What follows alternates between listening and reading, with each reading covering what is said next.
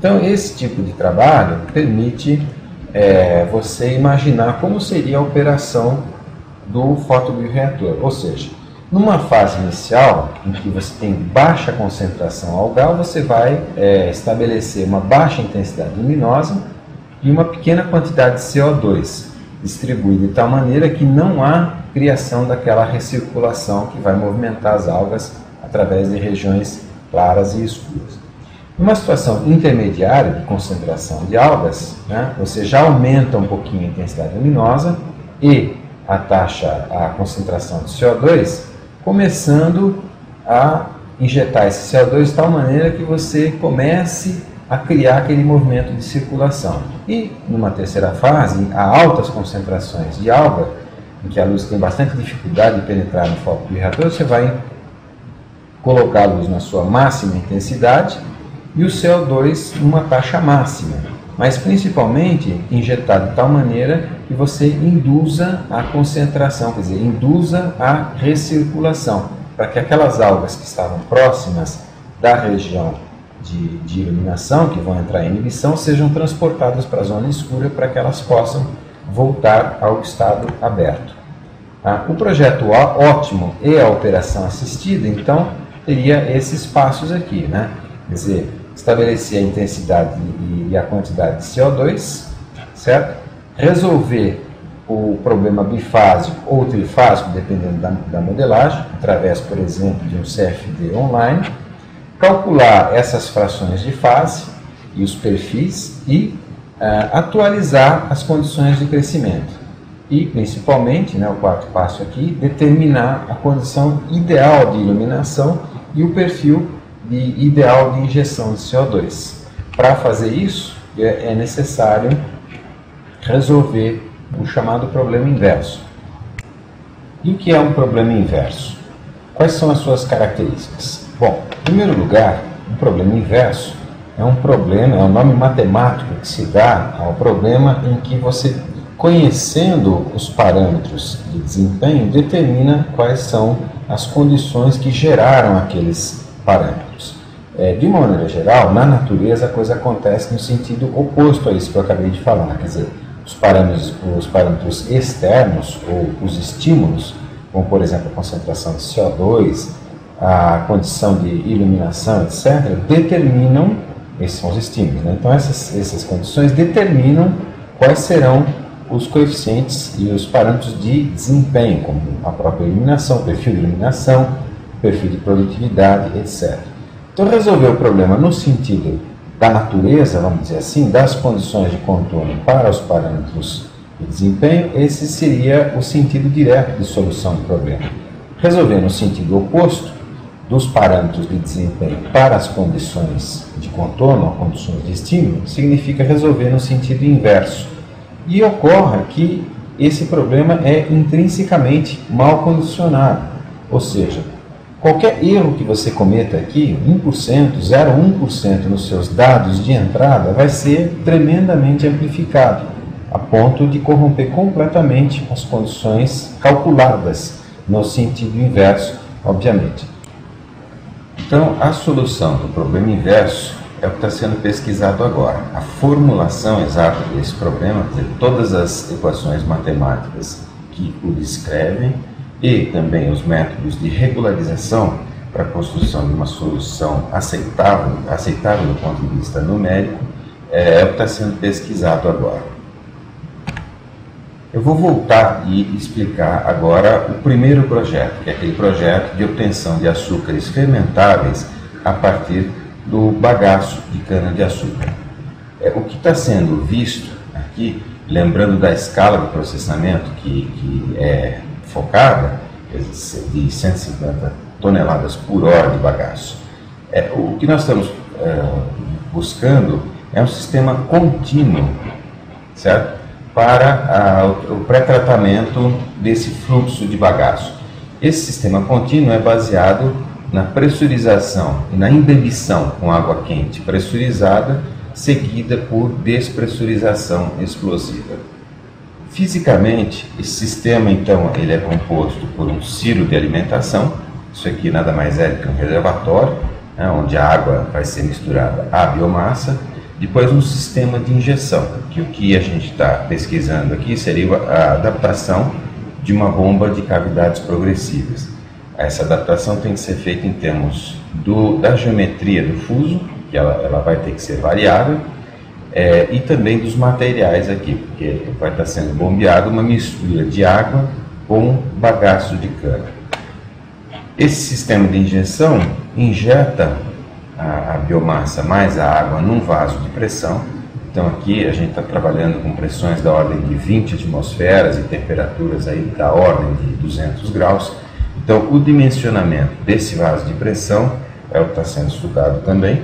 Tá? Em seguida, um dispositivo de expansão, que pode ser simplesmente uma bomba dessas, mas funcionando de trás para frente, e um silo de separação, que aqui a água vai sofrer a despressurização explosiva, né?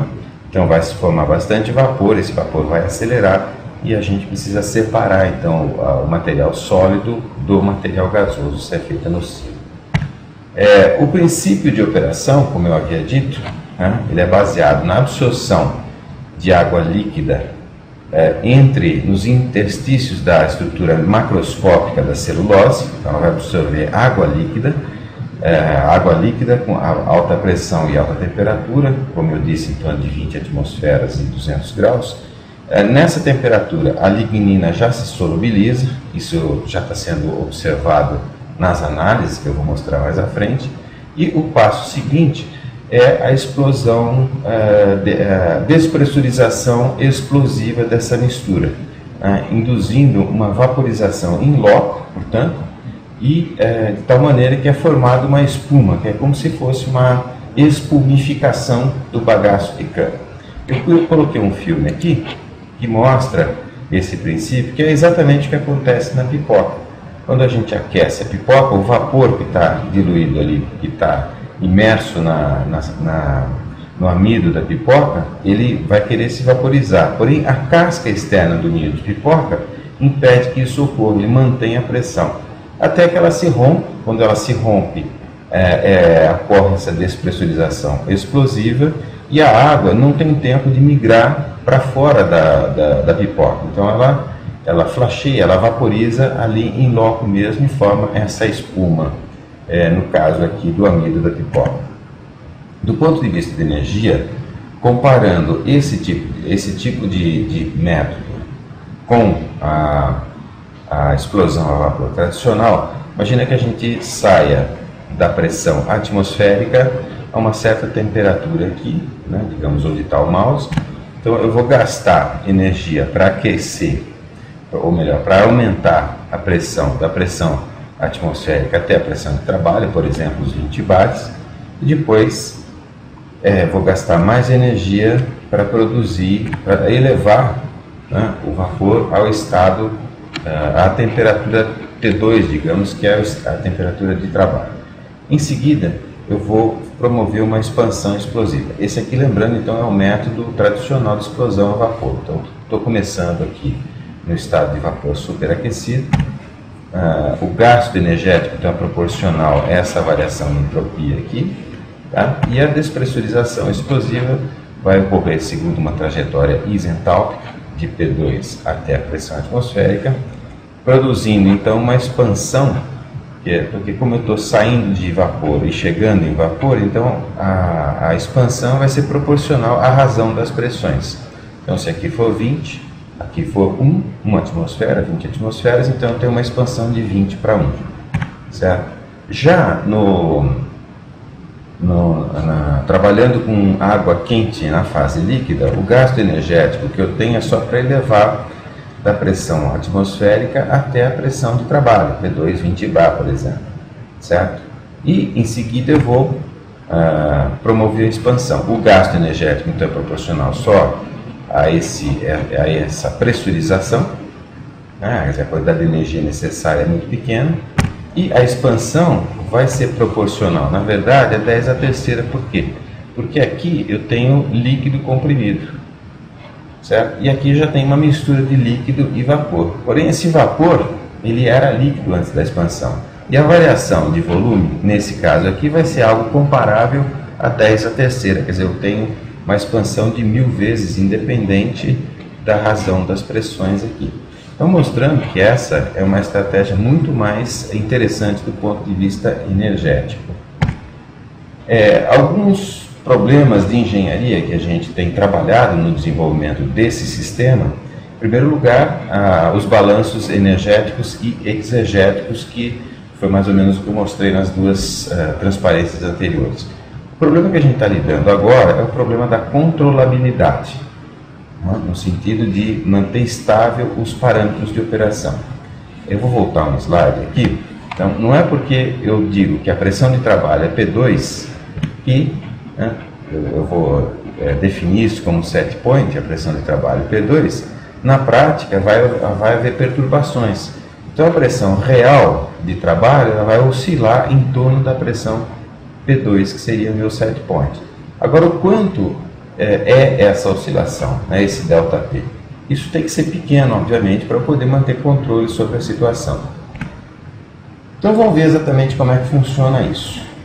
Então imagina que eu tenho o meu reator, a biomassa está entrando aqui, ela vai passar um certo tempo aqui embebida em água para fazer aquela absorção, depois ela vai sair do reator e vai ser expandida. Certo? Então ela vai passar aqui aquele processo de embebição a quente. Na superfície do reator, vamos imaginar que eu tenho uma mistura aqui de ar, um pouco de ar aprisionado, esse ar vai ser importante, e eventualmente vapor superaquecido aqui por causa da presença do ar. Esse meu reator ele vai ter uma medição de temperatura e uma de pressão. Esses dados de pressão e temperatura vão para um controlador lógico programável que vai comparar isso com o set point e vai regular a quantidade de calor injetada no sistema para manter os parâmetros de operação, quer dizer, a pressão e a temperatura. Do ponto de vista termodinâmico, a água que está aqui embaixo está na fase de líquido comprimido. Então, digamos que ela esteja aqui, esse ambiente aqui seria ambiente da temperatura aqui, quer dizer, de trabalho. Então, essa água ali está na fase de líquido comprimido, nesse ponto aqui que eu estou indicando com o mouse, certo? Ou seja, a temperatura ambiente e pressão ambiente. Lembrando que esse ambiente é o ambiente interno do reator aqui, ok? Já o vapor que eventualmente saiu aqui da água e foi se misturar com o ar, ele está na fase de vapor superaquecido. Por quê? Porque, embora a pressão total dos dois gases aqui seja P, a pressão P, que é a pressão ambiente, a pressão só do vapor aqui é uma fração dessa pressão total. Portanto, é uma pressão bem mais baixa, como está indicado aqui. Uma temperatura é a mesma, então esse vapor está na região de vapor superaquecido. O problema de controlabilidade é o seguinte: se houver uma variação de temperatura, por exemplo, devido à variação de temperatura da biomassa que está entrando no reator. Então, se houver essa variação de temperatura, qual é a variação na pressão que isso vai causar? Esse é o problema que a gente quer equacionar. Então, escrevendo aqui a lei das pressões parciais, quer dizer, essa equação matemática, embora ela pareça complicada, ela está dizendo simplesmente que a pressão total, esse P é o P medido nesse sensor, que depende da temperatura medida nesse outro sensor, esse P de T, ele é nada mais nada menos que a soma das duas pressões parciais, a pressão parcial do ar e a pressão parcial do vapor.